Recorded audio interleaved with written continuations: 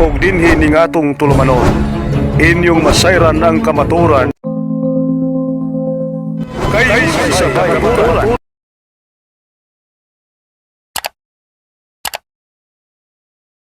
Claro mga kaibigan, nandito kami ngayon si Bro Jared, no, from Manila, from Luzon. At ito ang iyong lingkod, si Bro Edgar Logan. May susuriin tayo na katotohanan mga kapatid. Alam na ninyo ang nangyari o sino tong aking nasa giliran ko, si Bro Jared, no? Bro, may tanong ako sa iyo. Pasensya, medyo yung mga katanungan ko, Tagalog ko ay medyo baluktot. Okay lang, no? So, kasi dito ang dialect namin ay Bisaya. Mayroon akong konting Tagalog galing sa pelikula ni Fernando Po.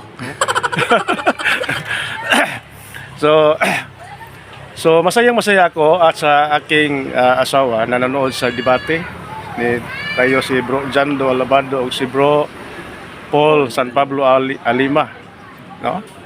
So pinututuyan na yan ni Bro Paul Alima ay yung si Mary, Mother of God, di ba? Oh.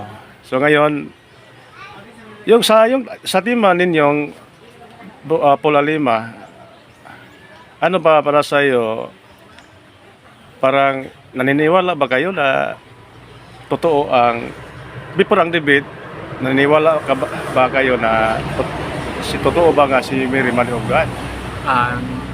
Nung una po, nung ako inabulag pa ni Soriano, gaya ng nasa 4:4 ng ikalawang Korinto, at sa pag-akay niya sa akin sa mabuting paraan, pero hindi sa katotohanan, gaya ng sinasabi ni Apostolo Pablo sa 4:17 ng Galacia, ang pagkilala ko po kay Maria noon, hindi siya Mother of God, kundi ina siya ng katawang tao ni Kristo. Dahil yung sinasabi ng kapatid, sabi ka dyan sa 91 ng awit, ang Diyos walang pinagmulan. Paano ka magkakaina ang Diyos, wala namang pinagmulan? Yun po ang stand namin noon. Pero nung nagka-discussion kami ni Bro Paul Alima, ayun, nahampas po ako ng aral dun naamin naman po ako dun sa debate. Sino nga naman, isang persona ng anak ng Diyos, anong tawag dun? Debate na ng Diyos. Kaya, sige po. So before kayo nakapunta sa kang Ilisoriano or sa INC, di ba dati kang Katoliko? Well, dati po akong Katoliko. So nung Katoliko ka pa, may naniwala na ba kayo na ang si Mary Mother of God o hindi pa? Nung po, wala po akong gaanong alam sa doktrina ng Iglesia Katolika noon Dahil inactive po kami. So inactive kayo, walang nagturo sa iyo. Wala po nagturo. So plus na brainwash ka pa sa ibang sikta, na sinabihan kayo nga na si Mary hindi Mother of God, no? So sa debate ninyo ni Brad Paul San Pablo Alima, saan bang banda na ikaw ay naliwanagan sa kaniyang sinasabi sa debate? Dun sa stand niya, bro, na ikaw nga naman, isa kang persona na nanganak ng Diyos, ano itatawag sa'yo, hindi ba't ina ng Diyos? At ang akala ko rin noon, bro, nung pagkakaligaw sa akin ni Soriano, yung nasa G5 ng Hebreo, yun lang ang ipananganak, yung ngaing katawan. Tsaka lang pumasok yung Kristo nung nag 30 years old. Pero hindi pala ganoon. Yung ibig sabihin pala dun sa G5 ng Hebreo, kaya't pagpasok niya sa sanlibutan ay sinasabi, hain at tandog ay hindi mo ibig, ngunit isang katawan ang sa akin ay inihanda mo. At yung katawan na yun, o yung prepared body, nandun na pala sa loob nun yung pagka-Diyos ni Kristo. Yes, o yung tinatawag na ang verbo ng Diyos sa 1:14 ng Juan. Katunayan, nasa 2:9 ng Colossus yun na sapagkat sa kanya nananahan ang buong likas na kalagayan ng pagka-Diyos nang siya'y maging tao. Paano naging tao si Kristo? Di sa pamamagitan ng haing katawan na nasa sinapupunan ni Maria. Ibig sabihin, sabay ipinanganak ni Maria yung katawang tao at yung divinidad ni Kristo na nasa isang katawan. Tama. Kaya si Maria talagang konsideradong ina ng Diyos. Doon po ko naliwanagan. Yun ang tama, no? Dahil kung sabihin natin na ang katawang tao lang ang ipinanganak ni Mary, So, yung berbo na nagkatawang tao, di ba sinabi ni Mary na yes, inaamin niya na gusto siya nga maging ina ng Panginoon. Di ba? Lucas 1:41. Nasa Lucas po yun yung binasa. Oo, 28 to 31. 43. Sabi yung pag inamin ni Mary is, no, di ba, ano yun sa Tagalog yung yung yung inamin ni Mary na mangyari ang sinasabi mo na ako ay maging ina ng Panginoon, di ba? So dito pa lang sa ng siyam na bulan sa loob ng sa katawan ni Mary sa sinapupunan ay paglabas sa katawang tao, kung katawang tao lang ang ipinanganak. So kailan na ilabas ang pagka-Diyos ni Kristo kung hindi kasama sa katawan, di ba? O nauna pa paglabas ang pagka-Diyos o hindi pa, nauna ang katawan, ang pagka-Diyos ay nandun pa sa loob ng katawan ni Mary. So kasama talaga, no? Katunayan, naramdaman nga ni Apostol Juan yun eh. Ay ni Apostol Tomas sa 20:28 ng Juan. Nung sumagot si Tomas, sa kanya sinabi, Panginoon ko, Diyos ko. Yeah. Ba't sinabi ni Tomas sa Panginoon ko, Diyos ko? Dahil nung nasa loob ng katawan tao, may Diyos. Yes, Nasa Diyos may pinangkulosat at sabay yun ipinanganak dun sa sinapupunan ni Maria. Kaya si Mary si Maria, ina talaga siya ng Diyos, bro. So dapat tayo magaling na ba kayo mag-rosary? Hindi pa. Hindi pa po, bro. O dapat mag-practice ka sa rosary kasi yung devotion na yon ay ito ay parang sandata natin para sa Panginoon, para sa mga demonyo, dahil ang demonyo ay talagang magagalit. Yun nga po. Magagalit talaga sa pag ang tao ay magrosaryo. So yun ang spiritual na sandata natin. Dapat matutunan mo ang pagrosary every day. So ang sunod akong tanong, bro, sa debate ninyo ni Bro Jando, saang banda kayo naliwanagan? Doon sa 18 ng Mateo. Kasi doon nga naman pinapakita ni Kristo ng Iglesia Katolika may otoridad. Kaya nung nasa 19, na anumang talian ko sa lupa, tatalian ko sa langit. Kaya kung wala man tayong mabasang word for word na rosary, meron naman tayong authority na mismong si Kristo ang nagsalita. Na kaya kung 12:14 man lumabas yon, wala nang pakialam mga protestante doon. Dahil si Kristo na nga mismo nagsabi na anumang talian ninyo sa lupa ay tatalian rin sa langit. Amen. At yung sinasabihan nun, yung iglesia na yun, according to the CCC, is the Catholic Church. Yeah. At yun rin ang iglesia ng Diyos o ang iglesia ni Kristo na binili niya ng kanyang sariling dugo sa 20:28 ng Gawa, na si Kristo ang puno, 1:18 ng Kolosas, at yun ay nasa panukalang walang hanggan, 3 hanggang 11 ng Epeso. Wala naman kung ibang iglesyang nakikita na 2,000 years old ang tanda at talagang totoong sinasabi kundi iglesia Katolik. Ang Seventh Day Adventist, ang dating daan, Iglesia ni Manalo, kailan lang lumabas yan ang Iglesia Katolika, kahit ang pintuan ng Hades hindi magsisipanaig. Kaya pag nawala nga lang yung tatlong Manalo na yan, ikiba na yung Iglesia na yan. Ibig sabihin, mapapanaigan sila. Kaya ang Iglesia Katolika talaga ang totoo. Okay. So narinig ko ang lahat mong mga tanong galing kay John Ray, John Ray at Bro Eugene Gapo, no? So hindi ko na lang ulit-ulitin yung mga katanungan. Ang aking tanong sa iyo ngayon, sa pagdating niyo ngayon dito, ano bang pakay mo dito o plano mo? Ayun nga po, bro, para matuto rin mo ipagtanggol yung Iglesia Katolika, tsaka yung Eucharist na rin po, tsaka yung catechism, apologetic catechism ni Brother Jando. Tsaka kanina, nag-misa na rin po kami. Nag-Apostles' Creed na rin po kami. Kanina. Tapos nag-umpisa na rin kay Father Dali. Sa misa. Tapos misa. So ang kulang sa iyo, adult catechism. Yun po. Okay. So kailan magsimula? Bukas po siguro. Bukas? Kailan pa kayo dito? Kagahapon, kagabi. Kailan ka uuwi? Martes. Martes. Okay. So ngayon or bukas magsimula ang adult catechism.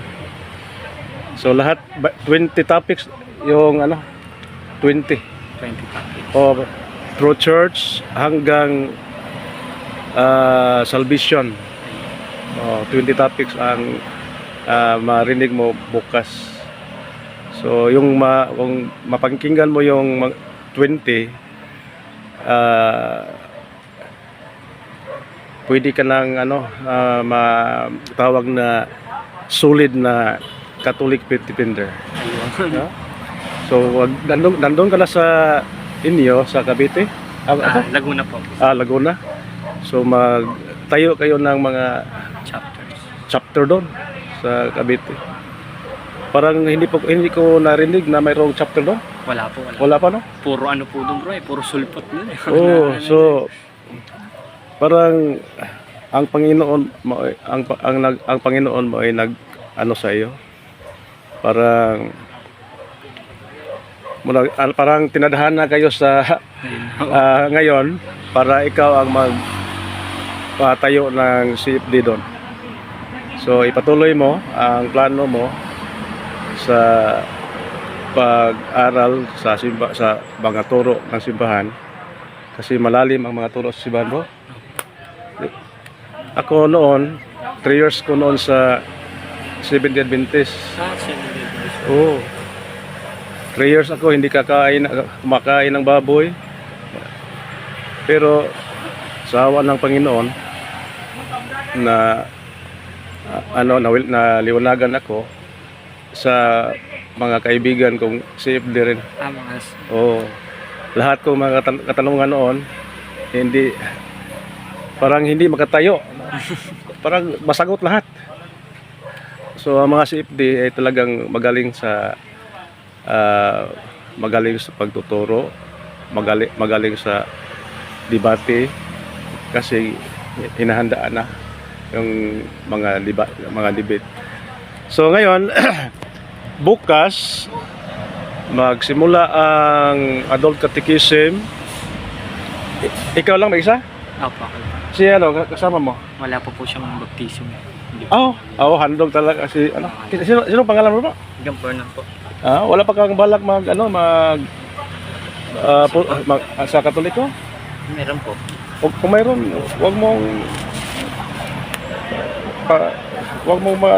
hindi kayo magpatagal ng wag mo patagalin. Doon na po sa Laguna po. Yes, doon lang ka magpa-baptize kasi mahirap kung dito kayo magpa-baptize. Ang pagkuha mo sa requirement sa baptismal certificate malayo. So doon lang sa inyo. Doon lang requirements man yung baptismal certificate. Pag gusto mo baptismal certificate, punta kayo dito sa Bohol, ang layo. So, doon ka na lang. So dito, mag-ano ka na lang, mag-undergo ka lang adult catechism.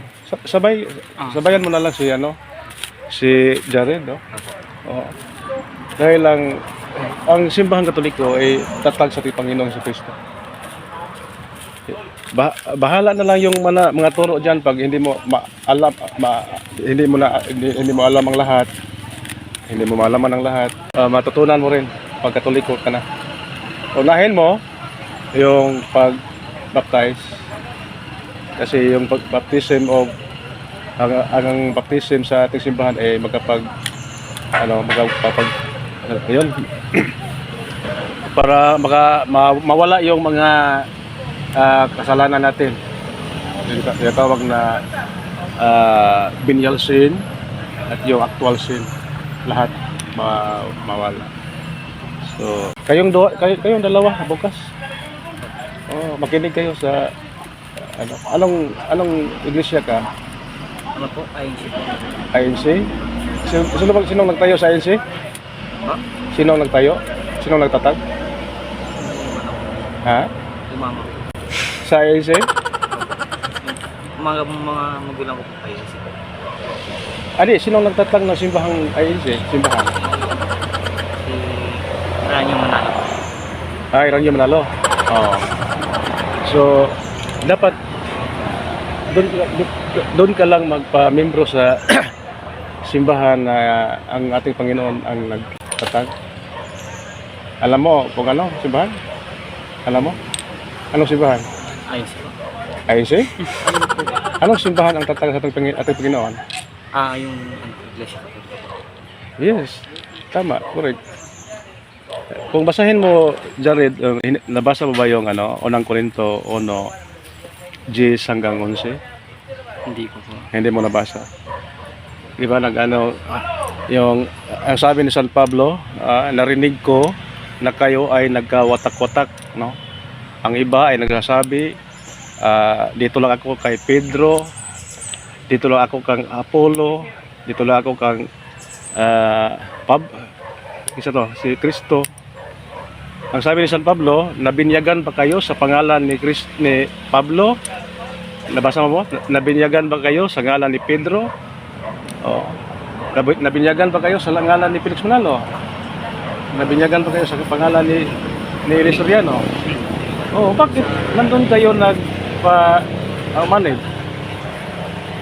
Kung ang natanggap ninyong binyag ay sa pangalan ni Felix Manalo, doon ka lang kang Felix Manalo. Kung natanggap mong binyag sa pangalan ni Soriano, doon ka lang kay Soriano, di ba? Pero ang ating binyag na tanggap ay kang Kristo. So, nabinyagan tayo, nabinyagan ka noon, bata pa, kay Kristo kayo. So, tamang-tama, dyan ka lang sa simbahan na si Kristo ang nagtatag. Pero ngayon, ikaw, handog ka INC, nabinyagan ka sa pangalan ni Felix Manalo.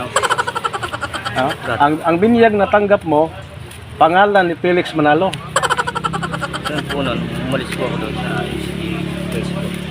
MCG Girls po. Dati po. Dati po kang MCG? Oo, dati rin po MCGI.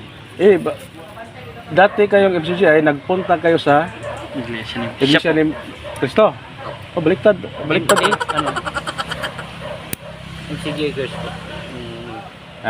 Ang gilipatan namin. MCGI, pero handog kang INC. Opo. So nagpunta kang MCGI. Barkada kayo, bro? Magkaklase po kami. Oh. So ngayon,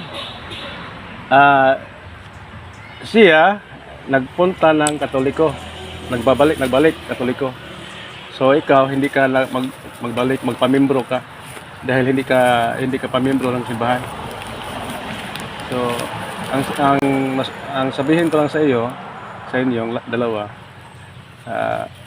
ipatuloy niyo ang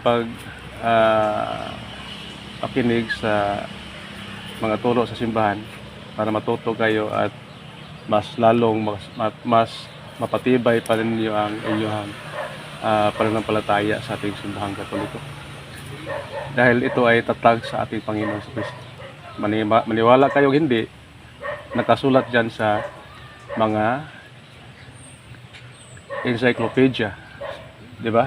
Mga kasaysayan sa ano yung sa Tagalog kasaysayan? History. History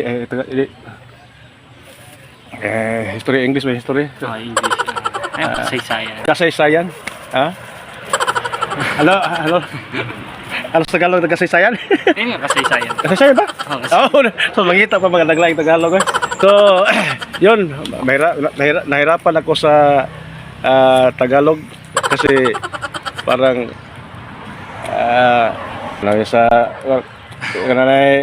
hindi pa sanay magsalita ng mga salitang ugat. Oh. So dito kayo sa amin Bisaya, lahat Bisaya lahat. So magsalita ng Tagalog kung mayroong Tagalog dumating dito. Wala magkahirap-hirap, mayroong Tagalog medyo baluktot.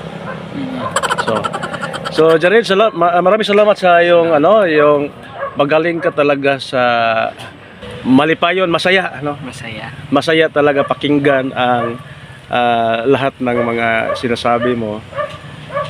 Sa pagsabi mo na naglapit ka sa simbahan Katoliko, lumapit ka sa simbahan, babalik ka sa simbahan, parang ang mga anghel sa langit ay Nakatuwa. grabe ang saya.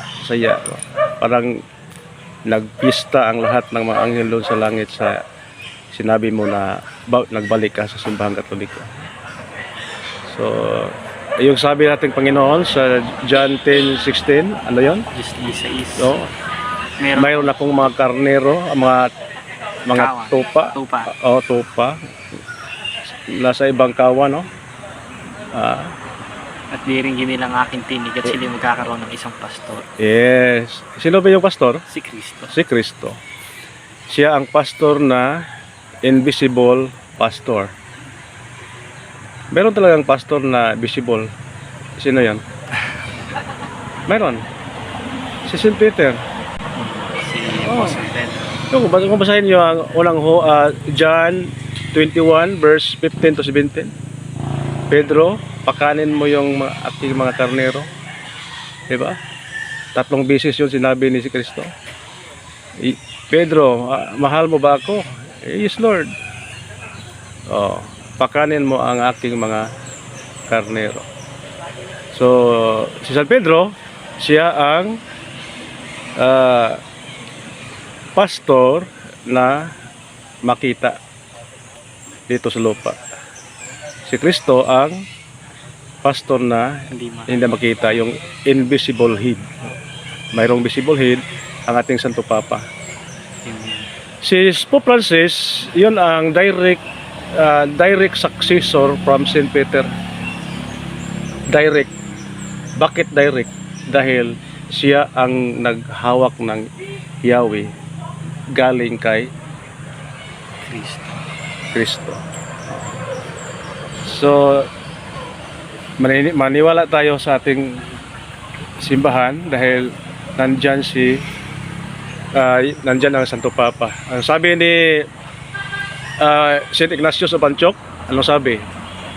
Sabi niya, where the bishop is, there let the multitude of believers be.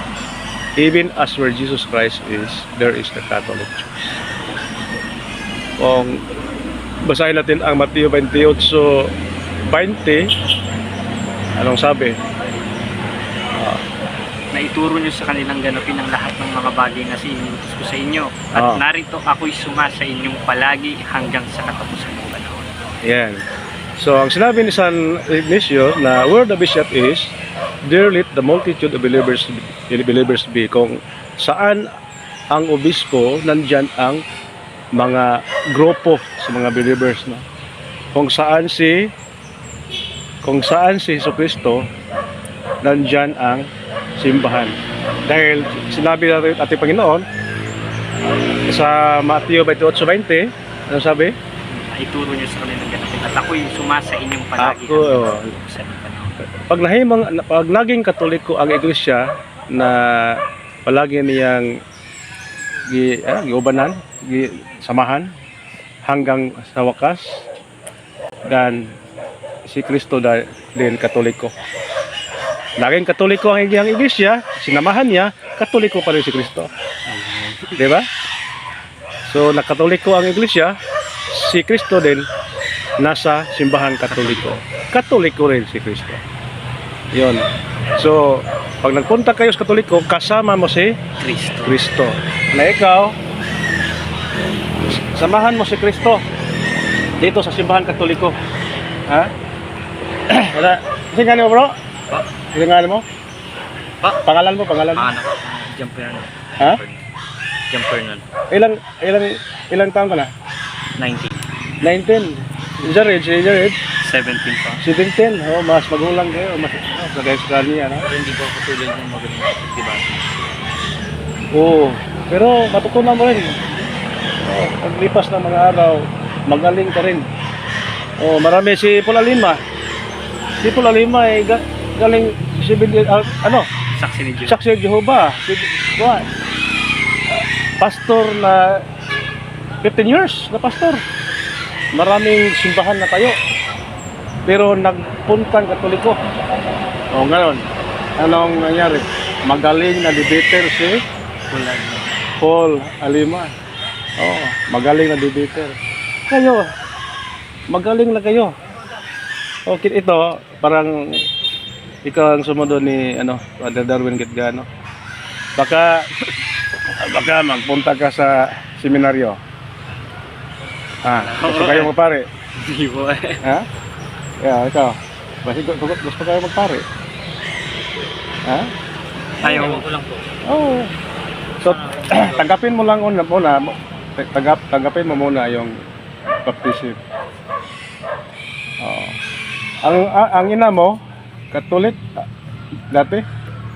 Ay, ano po? INC po. INC din.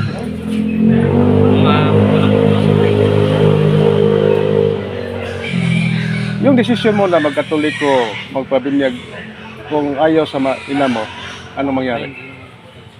Ha? Hindi ko lang po alam. Hindi ka pa makatindig sa sarili mong desisyon? Pero pwede naman po Pwede kung gusto mo. Basta maniwala ka na ang simbahang Katoliko tatag sa ating Panginoon. Kahit anong sabihin nila. Kahit ayaw nila. Dahil masaya man sila o hindi sa desisyon mo, ang importante, ang mga anghel at ang ating Panginoon, pasayain mo. Dahil sa ngayon, umiiyak ang ating Panginoon dahil nandyan ka. Minahal tayo sa ating Panginoon. Bakit nandun ka? Iniwan mo ang iyang katawan. Ang Iglesia Katolika ay katawan ng ating Panginoon. Pero nandun ka. Pero hindi mo alam dahil ang ina mo ay nandun dati. So wala kayong kasalanan. Ito ay tinatawag na invincible ignorance. Mayroon talagang invincible ignorance. Yung mga tao na alam na nila na ang Katoliko ang tunay, pero iniiwanan nila dahil sa pera. Diba? So ang tao na yon ay parang delikado. Yung itinatawag na outside the Catholic Church, there is no salvation. Dahil alam na nila, pero iniiwan nila ang simbahan, malaki ang parusa. Malaki ang parusa. Okay, basahin naman yung Lucas 12 verse 47 to 48.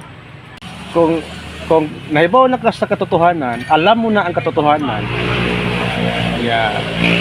Parang baliwala mo lang, malaki ang parusa sa ating pa. Sinasadya mo. Yun, nandun lang sa tayo nga ko ang mga termino, hindi ko lang kuwan. So, yun. Kahit ayaw sa ina at sa ama mo, magdesisyon ka, mama, papa, punta tayo sa simbahang Katoliko. Kasi yun ang simbahan na tatag sa ating Panginoon. Bakit dito tayo sa simbahan na tatag lang na tao? Felix Manalo, 1914. Anong sabi? 1994. Nagpunta doon sa kailan nakaabot ang Iglesia ni Cristo sa Roma? Tama, kailan lang po yan? 90s lang po. 1994. Nagpunta doon sila sa Jerusalem para nag-re-establish daw sila. Dahil ang Iglesia ay natalikod. Nag-re-establish sila. Sino ang nag-re-establish? Si Felix Manalo. Si Juan Eduardo. Si Iranio. Hindi naman dapat siya mag-re-establish dahil hindi naman siya ang nagtayo noon. Dapat kung natalikod ang Iglesia na tinatag sa ating Panginoon sa Kristo, si Kristo mismo ang mag-re-establish. Dahil siya man nag-una ang nag-establish. Diba?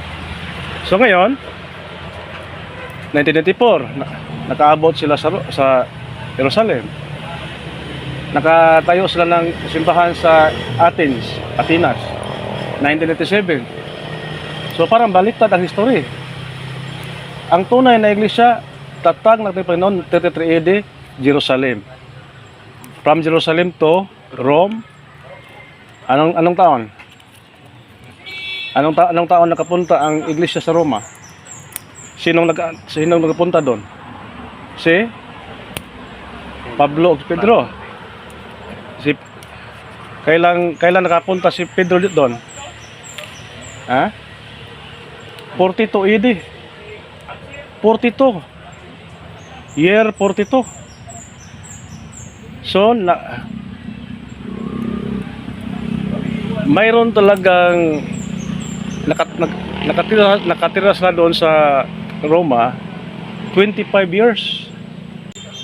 So, from Rome to Spanya. Sa Espanya. Alam na natin sa history, sino ang nagpunta dito sa Pilipinas? Magellan. So, yun ang history natin. Yun ang ginamit ni Jando sa debate ninyo. Na hindi mo na sagot. Dahil ang MCGI, wala sila'y direct succession from St. Peter. Kay Soriano lang. Soriano. So, dapat, anong sabi diyan sa Hebreo, chapter 13, verse 7? Alam mo? Hindi ko na nabasa. Hindi mo nabasa? Remember your leaders. Ano sabi? Remember your leaders. Alalahanin ninyo ang iyong mga pangulo, yung mga leader. Pero wala silang naalala na mga leaders from Jerusalem, from first, second, third, hanggang mga 10th century, wala. Oh. Si Felix, ang IRC, sinong nalala nila? Felix Manalo, Eranio, Eduardo. Yun lang tatlo. Pero ang simbang Katoliko, 266 ka mga leaders. From St. Peter to Pope Francis. 266. So ngayon, pag sabihin nila na natalikod ang tunay na iglesia, bakit mayroong mga popes? Ayun. Mayroong history. Kailan ba natalikod ang iglesia? Sabihin nila, first century. Bakit mayroon kami mga pope? Pag natalikod ang iglesia, nawala ng membro, sino bang nagdala sa mga ebanghelyo ni Kristo? Di ba? Sino bang nag-compile sa Bible from 4th century? First, second, third century, wala pang Bible. So ang simbahan nag-preach sa gospel, walang Bible. 300 years. Dahil ang ginamit nila oral tradition. Sa 4th century, mayroon ng Bible. Sa 4th century, 405. So, compile ang Bible, Old and New Testament. Sino nag-compile? Catholic Church. Catholic Church, sino? Hindi ko po kilala. Hindi po alam. Si Saint Ignatius. Saint Athanasius. So siya may nag-compile. Kanya, ang naghipo sa Betisiti ka mga libro, kanang naglista sa Betisiti ka mga libro, si Origen. Kala si Origen, usa na siya ka church father sa simbahan. So naay nagkuana kaysa nagbutang kapitulo, kaysa nagbutang bersikulo, mga Katoliko ra. Hindi. So makakuan ka mga seminar, maalaman mo ang lahat sa ang mga turo kung paano naging Bible, dahil ang mga ibang sekta ang mabasa lang sa Biblia, okay na para sa amin ang mababasa. Hindi nila alam kung bakit o paano nagawa ang Biblia. Sino si Saint Jerome? Oh, di ba si St. Jerome, siya ang nag-interpret from Hebrew, Grego to Latin. Oh. Sino si William Tyndale? Sino ng King James? Sino ang King James? Sana. So maalaman mo sa Adult Catechism bukas. Nagsumari lang ako. So ang lahat mong katanungan, kung mayroon kayong katanungan, itanong mo bukas. Para ang mayroon kayong nalito kayo sa mga doktrina, maliwanagan kayo sa doktrina. Kung mayroon kayong katanungan na parang ayaw mo o hindi mo alam ang sagot, ayun, wag kayong magtanong kung alam mo na ang sagot. Hindi ka na nagtatanong. Wag mo na lang itanong. Kaya yung taong nagtanong, alam ng sagot, hindi ito tatanggap sa sagot sa nagsagot. Dahil alam na mayroon man siyang mayroon na kayong sariling sagot. So, pag hindi matukma sa sagot mo, hindi ka maniwala, hindi mo tanggapin. So, katong mga katanungan nga, hindi mo pa alam ang kasagutan.